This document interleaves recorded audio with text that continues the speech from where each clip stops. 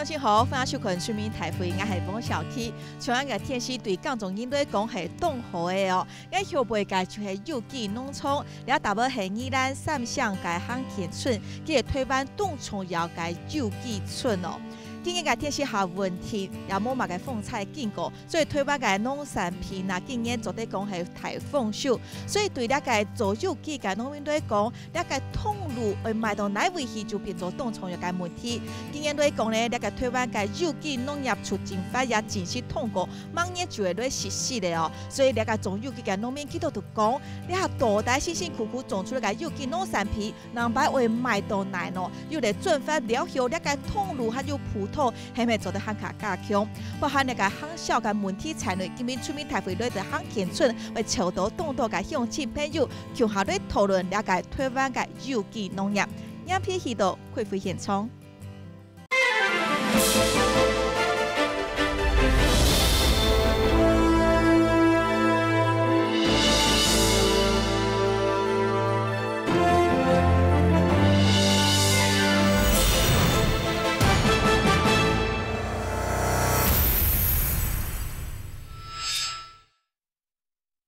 好，欢迎大家嚟下天天讲条内到可以讲解现场。虽然讲基本依咱落水天啊，不过大家吼都关心了解农业还有有机环境嘅问题，所以无论系学生啊，也系讲是只有各种嘅农民全部来到现场，大家会起教讨论，安尼台湾未来有机嘅农业发展。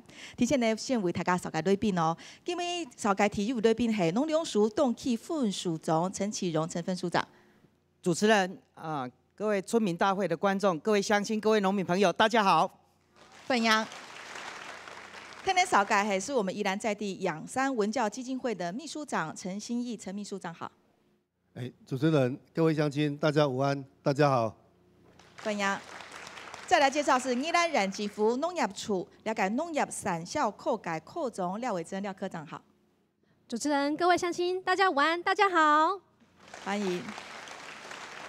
我们讲到宜兰哦，就想到好山好水啦。那讲到我们的三星，就想到三星葱。其实呢，我们三星乡的那个乡田村啊，做得讲系全台湾体改有民间持足的发起助兴改那个有机农业改种挑哈，所以我们就常常讲说这个新建有机村。现在台湾讲到这个有机村的概念，新建有机村像是相当有指标性的啦哈。我们也知道在花莲还有个罗山的有机村，不过呢，这两个性质有一点不一样。那特别今日咧起教来个讨论就係講，那個鄉田村叫做做有機，大大可以用嘛個方式來做，還佢對未來呢，到了個有機農業促進法通過了後，了佢對整體整體個規劃為有嘛個發展。我們看到現場哦，其實有不乏很多的這個年輕學子，他們是這個宜蘭三星的聖母專校餐旅科的學生，有2年級有3年級的學生。也就是說，未來他們的專業還有他們的工作技能，很大一部分呢是跟這個餐飲的領域有相關的哈。那他們又是宜蘭在地的孩子，很高興也很歡迎你們來。我們來請教一下年輕的在座學子們，你們知道什麼是有機農業嗎？有沒有聽過友善農業啊？知道他們有什麼差別或什麼內容？我們來聽聽看你們的意見好不好？同學你好，在你心中你覺得有機農業或有機農產品是什麼？我覺得是最天然的，然後不加農藥之類的。有機就是可以吃得很健康的一個農產品，對人體比較有健康性，也對我們自然比較有保護的那個作用。對啊，通後的廣東哈，他們想到的有機概念就等於健康。那初步的這個定義呢，大概就是跟農藥無關吶哈。那這邊也跟大家來講一下，其實這個有機農業它有自己一套完整的規範跟明確的定義。同學們講得很好。對，它就是跟慣行農法、習慣施作的那種農法是不一樣的，它不噴灑農藥。可是呢，有機也不是自己說了算，它就這樣一整套，包括書面審查、實地的去查驗，然後呢還要決定它的驗證結果，而且還要一旦確認是有機的栽做之後，後續都還持續的追蹤，這樣子呢才可以定為你是有機的農產品，就是同學們想到的。這邊有好多的標章，我再來請教，有沒有其他同學看過這些標章，知道他們是什麼嗎？有看過，有看過，在蔬菜的包裝上。那你知道哪一個才是有機嗎？不知道，只覺得很多。大家对有机嘅想法係提到咧，係控制某些農藥。不過呢，實際到市面紅到市中紅類賣嘅時節，就會遇到這個選擇障礙。基本上呢，可能對它的內涵都不大理解。你現在看個樣片係專門咧紹介，你行田村做了個有機，佢係乜嘅內容？你嗰度做咧繼續討論。我知影這有大條的。大早天公落個水，阿坤伯就去到傳染武漢，有機染總得是藥個顧起來為特別用心，而確實還賣冇乜嘅小偷。頭做時有夠困難，菜買賣啥買賣嘛，唔知要哪賣嘛，唔知。為咗做有機，阿邊個團五屆番石苗也準備耕田，擔任行田村有機合作社嘅總幹事，也負責有機種嘅育苗。我們種植的3星的有機蔥，就是等它每年4、5月開花的時候，我們把種子留下來，然後培育了蔥苗之後，就是變成我們的自己的種子。220，200，200，260，200，200。有機保證有機農產，因為經受到社家庭還有消費者支持，希望能夠對土地有比較良善的幫助，從消費這一段開始做。他們現在有機蔬菜的價格也很平民化了，不會說像以前好像很高價，所以價格上我覺得不會差很多。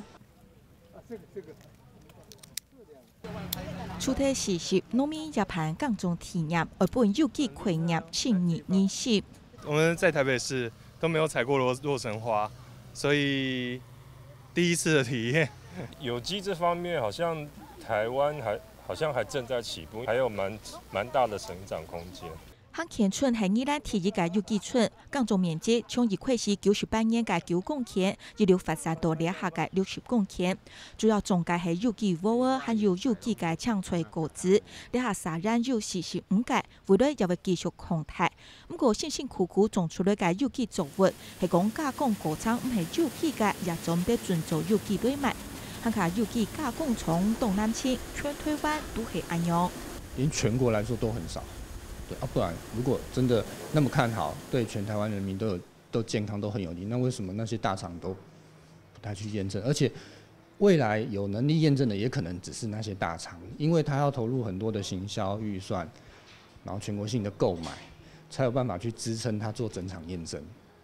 那像我們這種就沒有。可是我覺得這個其實是阻斷有機農民的一個銷售。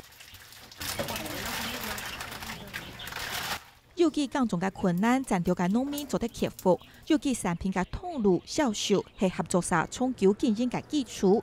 有機農業促進法通過，對兩點未有乜嘅改變咯。為種有機要做有機的耕作，這個環境的絕對乾淨是相當關鍵的條件。我們今天錄影的現場在3星鄉的這個行健村，這個行田村啊，昨天講係全國第一個全民健快時隊走改這個有機村，從它的天然環境來講，就是非常適合做有機。我們來看到今天錄影的場地，這個行健有機村。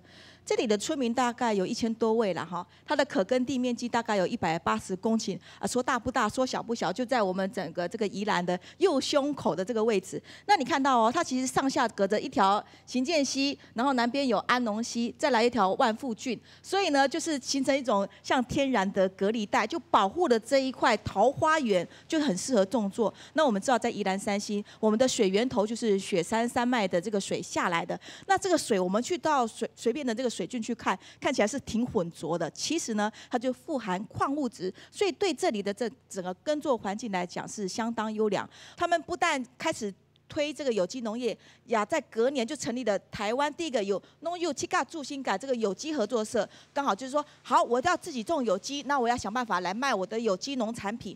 然後呢，有非常非常多的這個實驗性的做法了哈。他現在開始有機米之外，也有嗆脆，也有果子，也有插秧哈，要這個也盤動都該發同來講，所以。茫年來講，那個行田村變做有機村對吧？10年了哈，又安用改新機。那我想再請教在地，我們生活在這裡的農民或鄉親，那你覺得這10年來，當農田不再噴藥之後，開始改做有機之後，你們感覺到的環境生態有什麼改變？跟我們現場的來賓朋友也講講看。我們請淑華姐。看到鳥類真的變多了，以前我可能没有注意到，或是他没有来，因为我看到的那个彩玉在田里面嬉戏，然后红冠水鸡可能大家都觉得它不太讨喜，可是燕子来了，鸟来了，然后你的虫可能就是这些那个是比较上等的那个食物链的上层的一些那些鸟类帮你吃掉了，然后那我在田里，因为我小时候种田，但是我从99年才该继续种田。那我第一句话就是说我不会喷农药，种到现在从0.5公顷，现在是一甲2分多地哈，越种是越高兴，不过真的是越忙，然后也让我不太健康的身体变健康。所以你的意思是说，开始做有机之后，环境变好，那你的身体你也感觉越来越状况越好？对，是这样。好，谢谢你，请坐。我们好像还有一位在当地也做有机的农民林家荣哈。如果拿惯型跟做有机比，你觉得那个最大的差别是什么？当然有机它没有喷农药，就没有所谓农药代谢时间嘛，所以它基本上拿到手里面的食物是最健康、最好的。除了自己本身的身体健康以外，就是其实对周遭环境。对我们的下一代是有比较好的帮助。是，好，谢谢嘉荣大哥，请坐。所以大家共同哈，不管是年轻学子还是我们的农夫，第一个有机农产业连接到的就是健康这件事情哈，因为最起码它就是食物的原型，然后没有其他的添加物，或者是说有任何农药残留的疑虑，所以大家能够在这个本质上认定有机农产的好处。不过呢，真正到了销售端哈，就到了市场要卖的时候，到底我们的台湾人，我们国内的消费者对有机的认识程度深吗？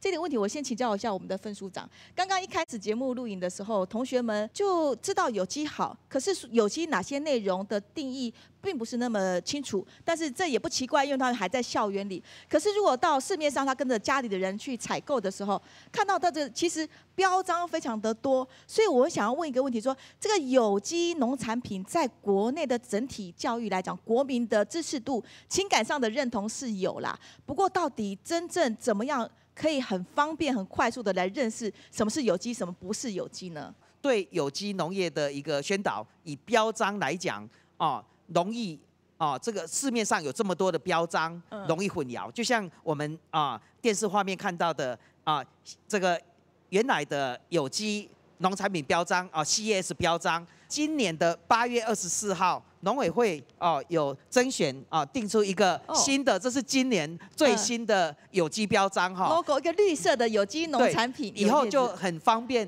消费者可以辨别是。那因为考量到现在有一些既有的标章已经印制，所以在今年的8月24号。到明年的8月20号这1年期间，2个标章是这个可以同时使用，但是未来就是整合成有机的标章，就以这个最新的标章方便消费者识别。所以现场的观众还有电视机前面的观众朋友，大概绿色嘅票条看起来就是人白，你台湾有机农产品唯一嘅票条绿色嘅代表这种绿色生态、绿色生产的模式，你系当大家咧注意嘅吼。今年嘅5月份正式通过了解所谓嘅台湾有机农业促进法吧，哈，这个有机农业促进法对我们在地今天来参加的很多农友来讲呢，都是一个很重要的工作啦，哈。它现在当然这个母法已经订定之后，将来推行就依法有据，而且政府的预算也会大量的来投入。很重要的一件事情呢，就是要把现在的这个台湾的有机耕作面积把它扩大。大家会觉得想说，台湾就是地小人稠，你要完全做到有机是不是很困难？所以我们推了30年，我们目前的这个种作有机的耕作面积是7000公顷左右啦，哈，占我们全台湾各种农业生产的总项目、总耕地面积来讲，不到1%哦，哈，只有0.8%哈，这是目前台湾的现况。但是我们国家很有心在推，农友也很努力在做，希望把这个面积增高，变成到2%。在场的乡亲有很多是来自于勤建做有机的，哈，也有大南澳那边来的这个有机或友善的农民，来谈谈这有机农业促进法通过之后，对你们将来扩充你们有机面积上会遇到哪些困难，也请你们来跟我们一起分享。我是行健有机合作社社员我名字叫萧淑贤。那行健合作社这样一路走来已经10年了，所以合作社的农民其实他们在种植有机农产品，对他们来讲不是什么困难的点，因为很多阿伯啊他们都很厉害，技术都很好啦哈，对，刻苦耐劳，对，都可以克服各种的病害啊，或者是一些虫害这样哈。那所以我们现在通过那个有机农业促进法之后，我们会面临到一个最重要的是，我们会有一个通路的问题，就是要卖到哪里去是吗？对，当农民他生产出来已经不成问题的时候，可是我们农民就会面临到，我种的这些菜，种的这些米，我要卖到哪里去？可是我们刚刚听现场，大家都很支持有机农产品，也想买耶。对，但他没有办法，比如说我像阿伯啊，他们可以种出来，比如说1甲的稻米，它可以收成约莫7000到8000台斤的稻米。可是一个家庭，他1年可以吃到这么多的量吗？我们是打问号的，因为现在外食人口越来越多的时候，在家里烹煮的时间越来越少，次数越来越少，所以我们在面临到这个是通路的一个问题。谢谢苏先，请坐。好，我们再来请问其他的乡亲。因为我们会考量说销售的方面，但是说你有机农法，你要是够认识它的话，你能够把你的肥料调到那个微量元素的部分都会使用。你只要到微量元素你会使用的话，你的农产品人家购买之后，它会达到那个风味的层次啊。就是说加鬼料，它就不会忘记那个味道啦。对。所以你的意思是说，只要吃过你的米，都会回头来跟你买米。是。所以没有销售通路的压力。是。哇，那么有自信哦。好，你先请坐。有没有农民朋友也要来分享一下的？台湾吼，你卖毒杀愈来愈多，做毒愈来愈多。阮做有机的做甲遮尔辛苦，结果无趁到钱。做毒的大家拢伫塞面子、塞轿车、塞迄落啊，带死人路安尼。就是讲这个通路，先问题先足大的啦。当初阮做的是整甲袂当起来，整起来是尔结果物件产品销无路。价效果毋是讲真好。其实讲嘛，阮有机的菜啦、煮甲米啦、调米，你也甲算迄个成本阮卖起来靠低工钱了后，正经事是无去趁到钱。现在就是这个要卖有困难，虽然大家支持，可是你们那种零售的通路都小部分，所以没有办法做大，这是一个大家比较头大的问题。谢谢雍北啊，雍北请坐。谢谢。好，接着这个问题，我也来请教一下我们农业处的科长了哈。科长，其实很多的农友们提到说，他们在这个销售通路上是比较困难。虽然我们的新建村也有自己的合作社来共同行销。不过在卖的这一块，我们是能够怎么样给力的帮助呢？有机确实要花好多的心力。那我花了那么多的心力之后，我的米到底要卖到哪里去？那时候我们就想说，那没关系，我们把我们县政府收购来给我们的学童营养午餐，小学童来吃。一方面就是鼓励我们的农民来生产有机，二方面也是希望让我们的未来的主人翁能够吃得好、吃得健康，让他们知道说，因为其实我们的有机米、有机蔬菜有搭配食农教育的课程，所以呢，他吃到这个米的时候，老师就会教他说，这个米怎么来的啊？这个的价值怎么样？他未来他就会跟他妈妈说，妈妈这个东西很好哦，我们之后要去选购，我们也希望有一个诱导的一些过程来这样子。那除此之外，其实我们也有跟主席刚才有提到说有一个专区的计划，那这个专区的计划其实就是希望说，除了生产之外，也能够协助他们去打一些通路，因为我们知道生产其实现在的大家的技术都非常好，后端的产制除销其实非常的重要，它每一环都是扣在一起的，所以我们有请专家顾问来协助他们，农粮署这边，然后改良场这边有时候养山这边，大家一起来协助他们，看他们有什么样的问题，我们也会来持续的来辅导他们。那其实我们还有带着我们的有机的一些农友到外面去做展售，因为其实就宜兰的话，因为宜兰家家户户都有田，所以有机的部分其实我们的市场是在消费地。在台北，在新竹，所以后来我们发现说，我们带我们的农友去台北的希望广场、台北的花市，其实那个还蛮不错的哦。我们的农友就会说，我们可以多办几场吗？所以其实我们现在每周都有固定在那边有个摊位。所以我们这样听起来打广告。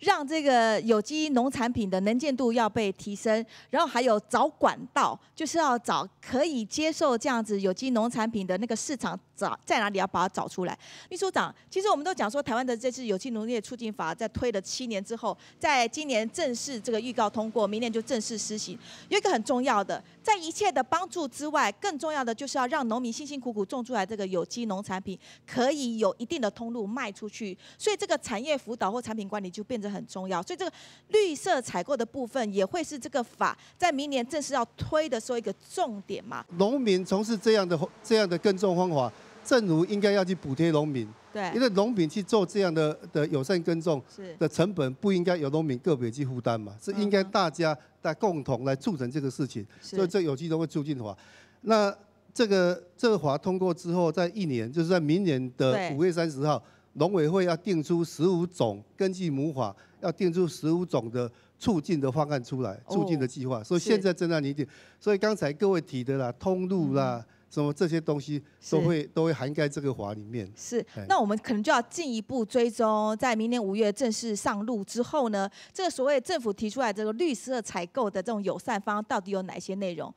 出名台福哈，我们也万里远征去到丹麦，它的有机耕作面积已经是10%，那个10%的国家是什么样子的？他们的有机面积是怎么样做出来的？然后他们既然有那么多的面积，这么多有机农产品，又是怎么卖？你来看吼，丹麦做嘅有机係全世界排挑名嘅吼，看幾多嘅經驗。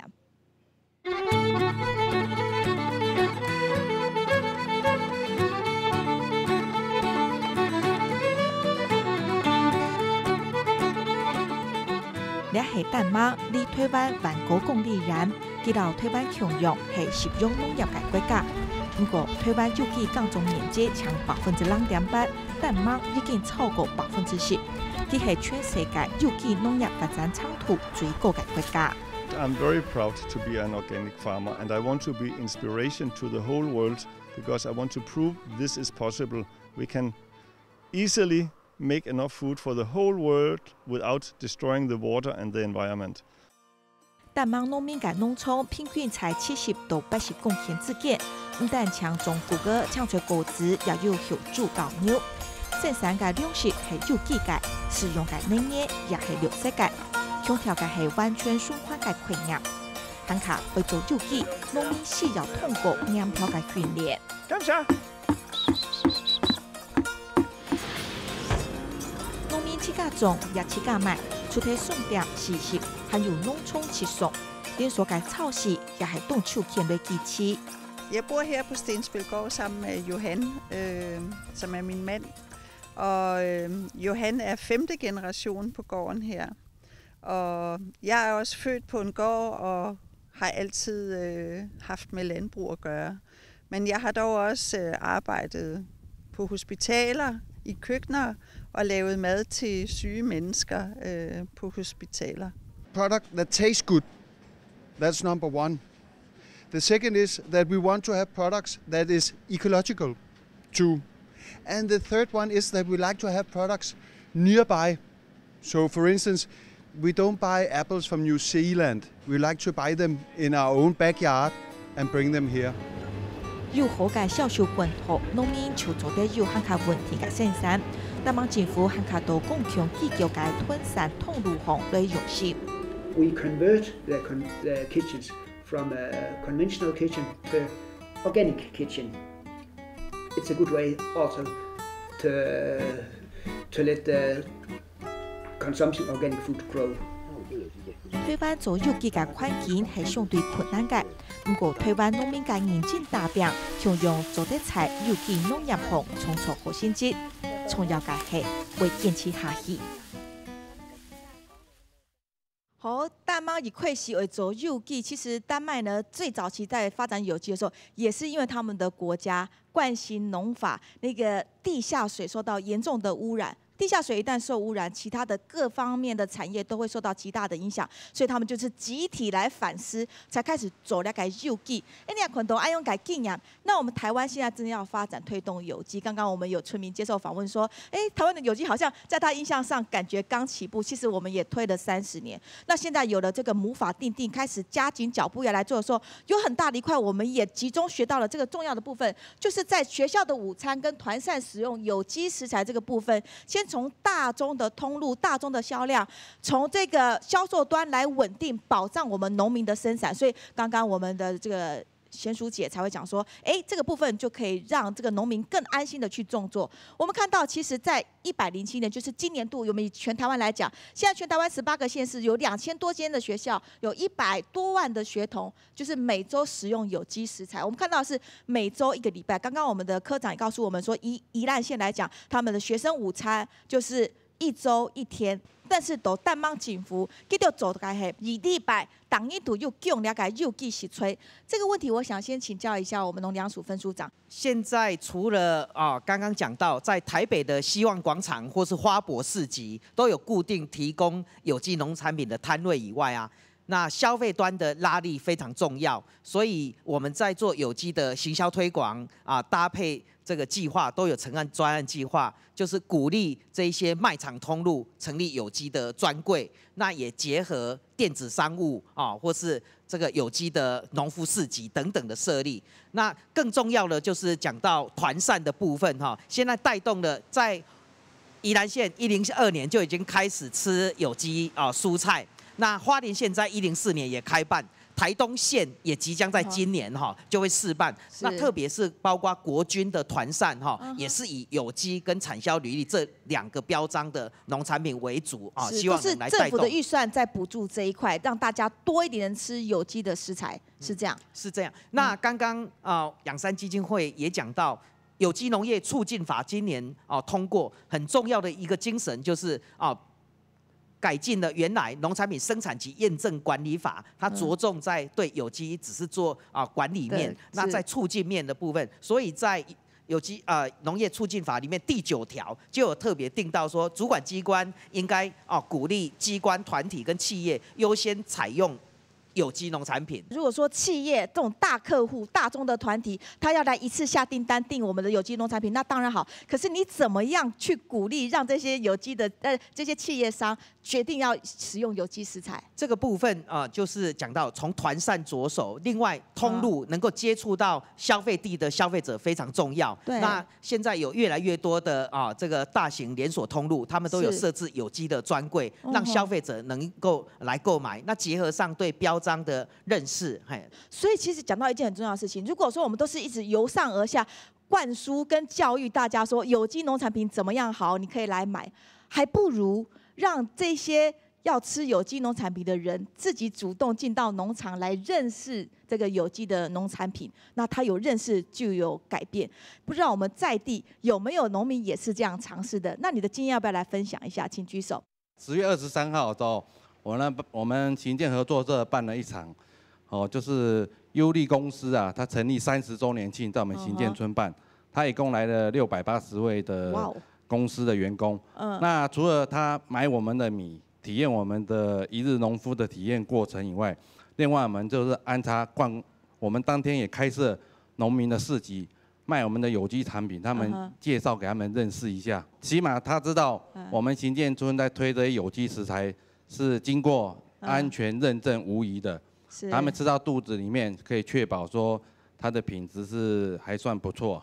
今天我们也有很多学校的主任或老师来到现场哈，我们相信请教一下坐在那边的黄主任是吗？医疗绝对不是健康的第一道防线啊，预防才是啊，尤其是种植更好、更友善、更干净的食物才是一个让大家更健康的方式，所以我才把学生带到社区来，然后透过这些餐旅科学生向这个在地的农友学习哈，透过他们的体验，一日农夫的体验，透过他们料理这些食材的过程当中，甚至是他们跟着社区一起去带领外界的体验的这些民众好的过程当中，让他们学习到这一个有机它对于生活的重要性是什么，甚至是以后他到业界去，他也可以用着这个概念，让他未来服务的对象能够安心吃饭。我想是我们的概念。有机到底是什么？然后自己体验是最快也印象最深刻。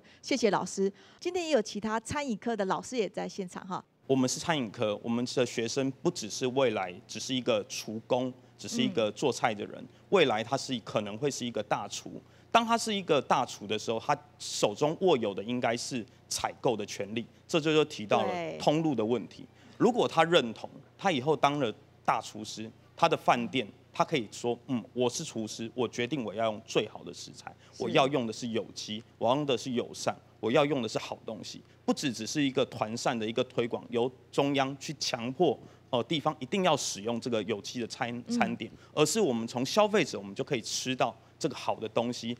你们可以想象，有一天你可能去每一间的大饭店外面的每一个餐厅，厨师推出来的东西都是有机的，都是好的东西嘛。我们学校我们期待会有这一天，所以我们让我们的孩子从1年级到3年级这种完整的历程，让他认同不只是去采摘，我们还要让他们实做，甚至创意的发想，这样子。谢谢。我们的台湾有机发展跟狗仓，从过去的管理到现在要促进，就要让大家对它是更明了的，然后觉得更亲近的，所以这个促进就是很重要。当然包括了运销，包括了它的将来的使用的普遍性。大南澳的有机专区，从这个行政地图上来看，我们就知道三星乡在这边，对吗？这整个宜兰，所以它是宜兰县境内最南边的这个乡，它的面积最大，然后农民或者说人口数是最少，也就是换句话讲，这里的农民他们平均拥有的这个耕地面积是最大的。所以如果他们可以转型做有机，或者是认同有机，那这样这个有机的产量就会上升。我们也很好奇这一块他们是如何发展有机改。你现在看下尾对基调改专题报道。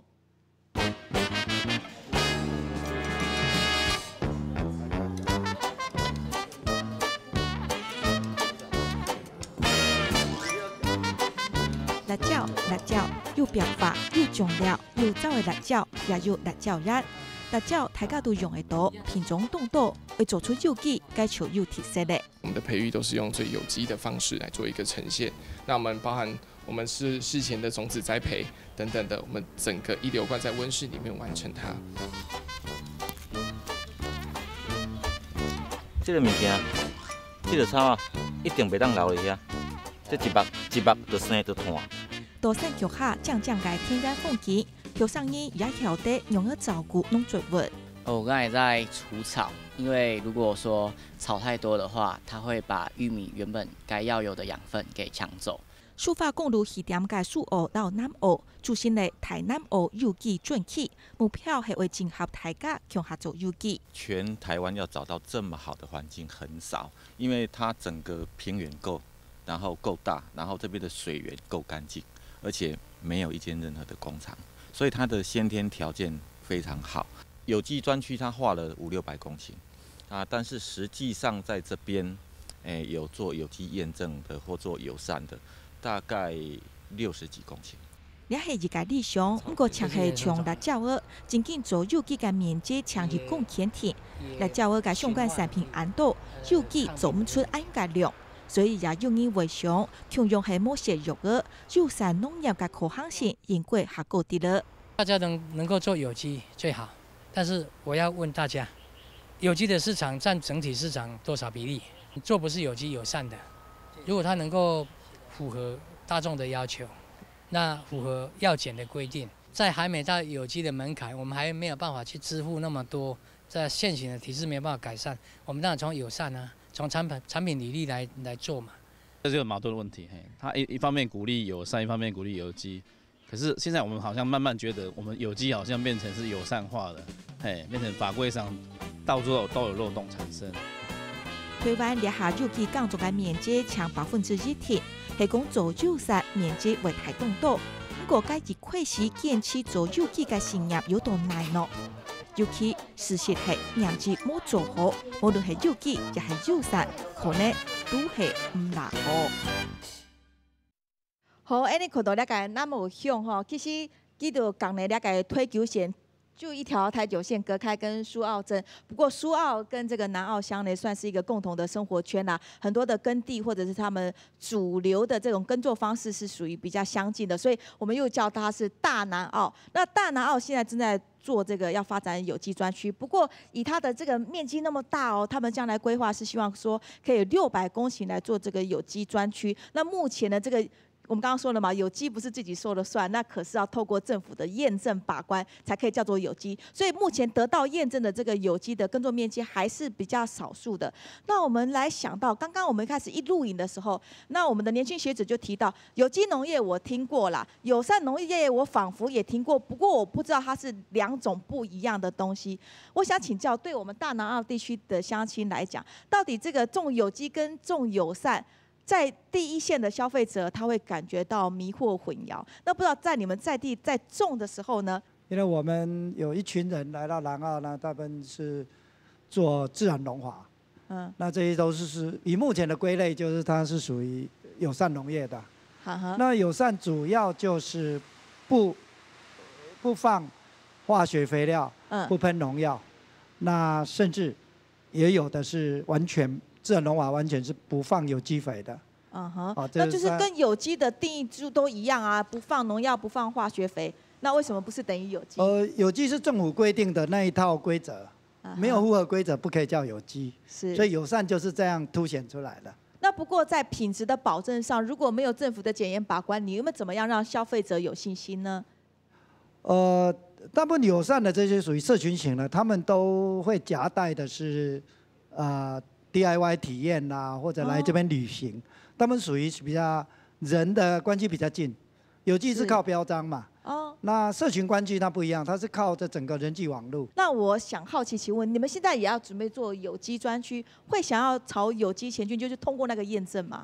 当然了，因为就实务上，现在政府农委会用很强大的这个加码，你来做有机几乎已经不太需要认证，都不太需要钱了。差不多90%，未来现在已经是90%补助了，也就是说你不太需要花额外的钱。是，当然会麻烦一点，可是不用花钱了，等于政府在出钱了。所以整个政府还是希望我们把友善归向有机，这也是一个大方向啦，因为这样比较好管控，也比较有公信力。这样是。大家讲来讲去都觉得是通路的问题，那通路就是比价格。我觉得如果说政府能够加码，在现在是有做土地的环境补贴，对，那也是让我们松了，就是有减轻一些成本的压力。如果能够再加码说能够做到产品上市的补贴的话，那价格都差不多的话，那谁当然是会选惯性，而会选有机的。如果说我们有机退得好了，当然是在价格很接近的时候，大家应该会选有机的食材来吃。那所以我觉得之前政府为了促进经济的时候有发了消费券，那为什么现在不可以说发有机食材的消费券？那虽然这几年的财政刚推行的时候财政会比较吃紧一点，可是我觉得在健保的方面可以省下来。以我做农业10几年来，我没有用过健保卡了，因为健保卡没有用到，不晓得跑去哪里了。是。所以我们整个食材变健康了，整个环境变健康了，我们全民的健康是可以看得到的。所以这方面的支持，我觉得补贴是应该可以做得到的事情。那对于现在我们台湾就是有机促进法过了哈，那到底是要促进有机还是促进友善农业？不晓得我们行健村这边的农友们又有什么样不同的想法？像有一些农友，他们如果说是做友善农业，他也没有要去申请这个验证跟标章，所以他就靠彼此自己已经建立起来的那些熟客通路来卖他的农产品，所以他没有这个销售的烦恼。那不知道说，没有了这个验证的这个把关之后，其实大家种作的方式都一样啊，你们会不会做有机做到后面会难免有一点辛苦跟自我怀疑？那这样我拼死拼活做有机，会不会觉得是辛苦的呢？是这点从价格上就可以差别很多的。像我们有机平常光定价就1公斤240，外面的友善的话其实都拉到200块了，因为他们卖的是人情味的东西。是，那我们有机没有人情味哈？因为我们跟消费者能够沟通的不像他们那么的人性化了。是，那有机农业促进法是这个母法的名称哦。你会期望这部法在明年正式上路的时候，可以怎么样来强化，或者说让我们的有机农业是可以比较永续的经营呢？这个就是类似我们行健合作现在在推的，就是把消费者引导到我们社区，带大家认识产地。我想这是一个最好的促进方式啊。好，先谢谢你，请坐。好，我先补充一下，还有没有乡亲有没有针对这个议题要发言的？好，分处长，我先请教啦。现在从消费者来讲，友善跟有机有一点傻傻分不清楚。那对从事有机的来讲呢，他们这样，那我们是不是就是要走回头路？大家做友善就好了，就不用管有机验证。那友善的农民，事实上现在政府的整个立法辅导的方向，还是希望友善可以慢慢的转做到有机。可以就这个部分来讲，究竟我们的政府要让我们的台湾有机之路是走到哪一个方向去？好，这个部分我想也是我们有机农友跟友善耕作农友最关心的问题哈。那刚刚也讲到，做有机农业很辛苦，所以刚刚讲有机验证政府补助90%哈。那这个部分，那另外对于有机跟友善耕作，基于对环境的友善，所以生态奖励每公顷有3万元的生态奖励。但是如果你是做有机农业的部分，在转型期的时候，产量也受到影响，耕作上又特别辛苦，所以每年有3万至5万的这个收入减损补贴，这个是只有有机农业才有，友善耕作没有这个收入减损补贴。所以这个部分等于刚刚讲到，我们尽量鼓励。你要做有机验证的，政府会有相关的辅导，除了刚刚讲到的，还有一些设备的辅导。如果你要做友善耕作，刚刚讲到有我们社群网络有认同这样价值的，一样都得到鼓励。那这个也是有机农业促进法，它是首次把友善耕作也纳入整个有机农业辅导的范围。那我们会是希望友善是有机的前哨站，慢慢这些友善的面积也会归到有机来一起做吗？可以，如果有符合有意愿来做的，我们也欢迎。那我请教一下养山基金会的秘书长了哈，就是那对大家来讲说，好，那个友善也不是你自己说了算，也要一定的认证。那有机那当然是非常高规，一定要经过国家级的这个验证单位的通过，所以就是那个认证的强度跟公信力的那种差别啦。那这样问题来了，现在政府要两轨同时推啦，也把友善纳进来。那对消费者来讲，最重要就是这个要做出产品的分级了吧？这样子才能够奠定有机农业辛苦生产出来的有一定它的市场的竞争力，甚至是它的这种价格或品牌的优势。其实有机农业的发展呢，我们可以把它分成3个阶段了。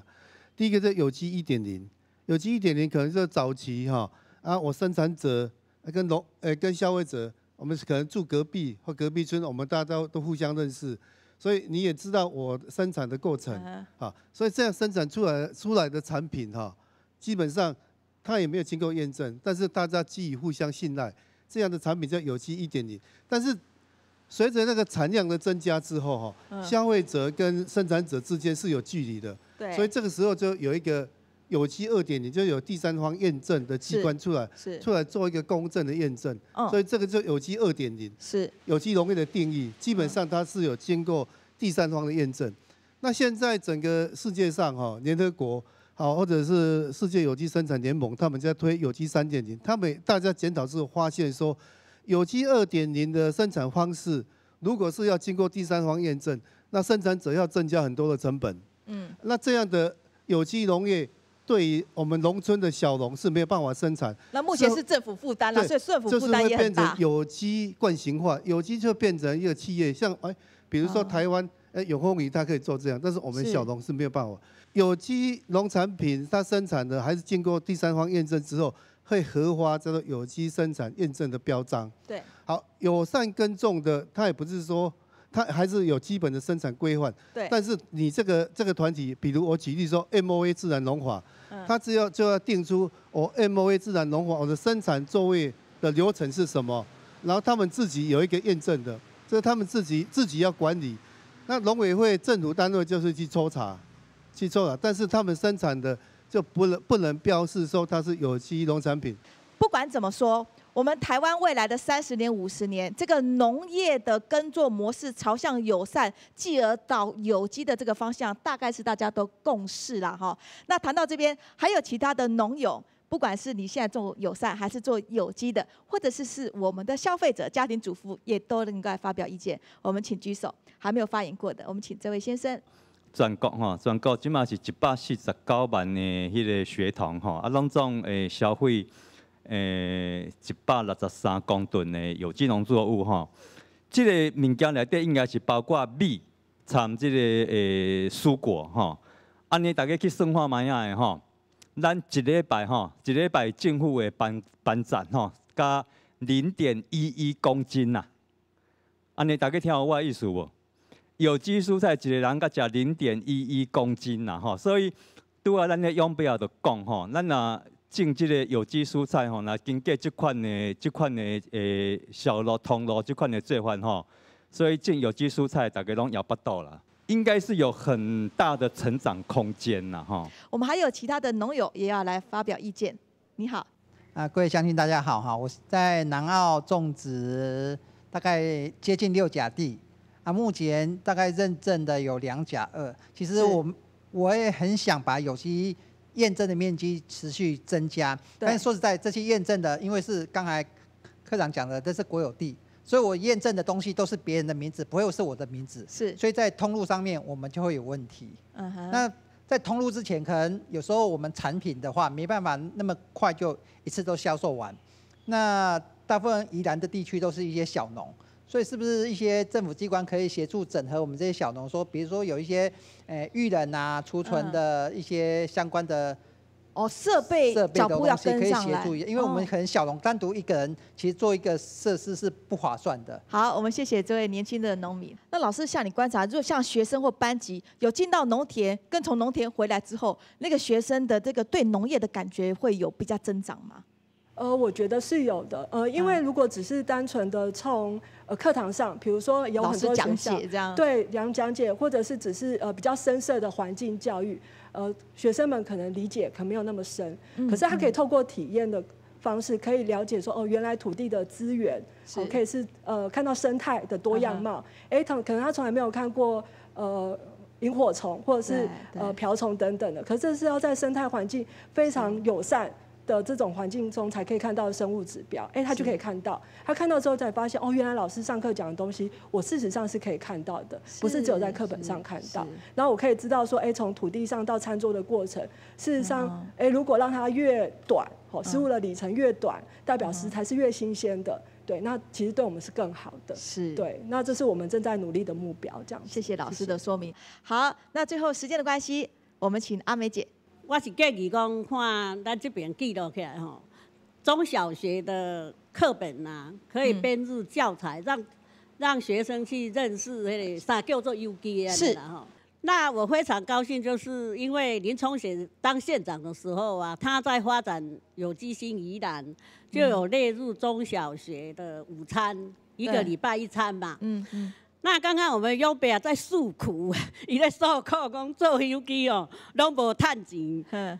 以我的经验咧做啦我嘛做2教啊地啊，是嘛感觉嘛是安尼有好食饭尔，但是就是趁着家己的健康啦，是趁着这土地环境的健康，是，然后给消费者又吃健康的，所以我建议啦。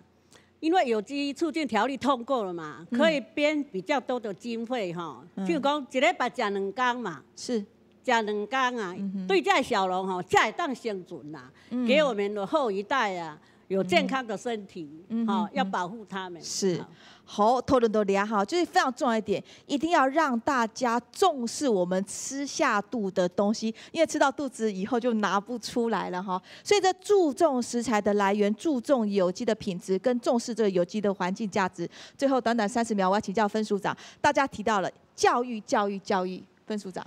这个教育非常重要特别是食农教育。那有机的食农教育就是食农教育里面很重要一环，因为有机可以彰显环境的价值，彰显健康的这个价值。现在也正在拟定食农教育法草案，那农委会已经经过几次的讨论，那我相信有机的食农教育一定是里面很重要的一环。那有机农业它彰显环境的价值，那当然，主持人刚刚也讲，它现在占我们台湾耕地的面积还不到1%。那现在把友善耕作也纳进来，多一份促进的力量，就是共同希望能够带动台湾有机农业跟友善耕作的一个努力。那另外，惯性农业还是必须受到安全的规范，所以不管是推荐用药或是安全采收期，政府也会做好把关，让消费者吃到的都是安全的农产品。秘书长30秒。你就大家回想说，有机农业，惯性农业它最主要的就是一些化肥还有农药嘛。这两个东西都是从石油来的嘛。那我们人类开始使用石油到现在大概只有100年嘛，整个农业的发展大概几千年嘛。所以整个农业的构成里面几乎99%的时间都是在做有机。那我们现在只是因为有了这些石化的一些衍生物啊，可以做化肥、做农药。但是大家想想看，如果在100年之后，那个石油可能没有了。那没有了石油之后，我们把我们原来的农业耕种的一些传统技术，包括文化，我们都遗忘了。所以大家只要想说，我们要怎么样去把这个农业的生产技术把它保留下来？其实这个是对环境是好的，大家也不必把它想着太复杂的东西了。好，谢谢。谢谢。记起了解有机农业看起来还冇简单，因为有机的农产品就会较贵，就是好像我们在使用这个免洗餐具，可能也是比较不方便，因为你要带那种自己准备的碗筷来使用，就是比较麻烦。不过无论是记起了解有机农业，还讲记起我们尽量减少使用免洗餐具这种一次性的这种餐具。其实我们都不但只是为了吃价，也是为了整体的环境。所以一开始涵盖铺又下困难，不过要用坚持下去，是动达大概哦。出面台会今日在度了解3项开讲有机的论坛，非常感谢大家收看。下2礼拜继续收听出面台会。